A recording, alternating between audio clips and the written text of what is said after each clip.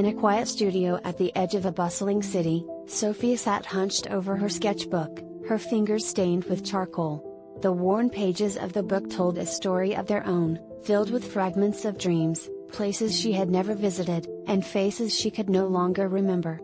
But tonight, the face on the page was crystal clear. It was a portrait of Daniel.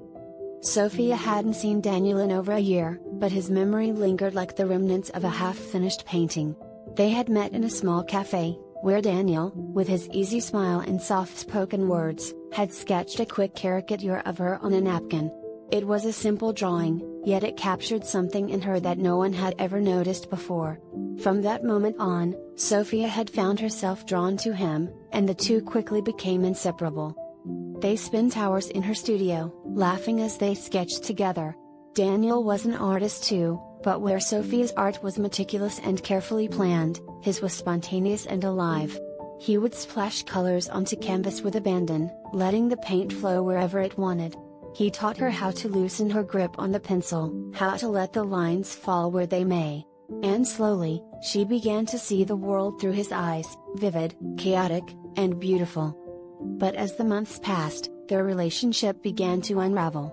Daniel was a free spirit, always chasing the next inspiration, while Sophia craved stability and order. They fought often, their arguments turning into long silences that filled the studio with an unbearable tension. The art they once made together became a source of pain, a reminder of what they had lost. One night, after an argument that had stretched into the early hours of the morning, Daniel had packed his things and left. Sophia watched him walk out the door, the sound of his footsteps fading into the distance. She had never stopped him, had never asked him to stay. She had simply let him go.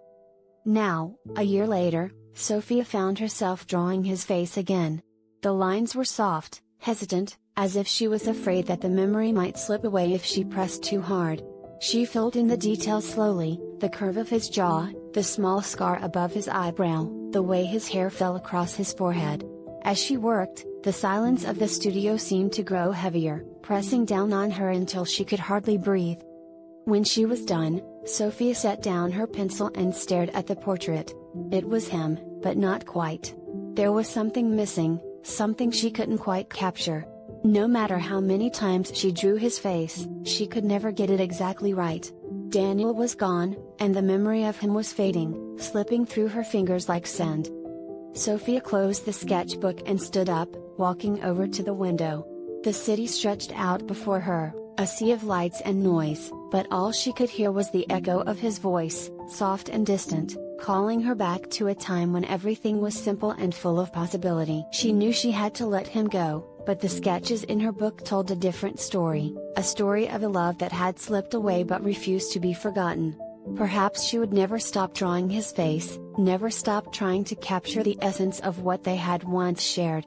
But for now, all she had were the sketches, faint, imperfect, and incomplete. And maybe, she thought, that was enough. Sophia returned to her chair, opened the sketchbook again, and began to draw.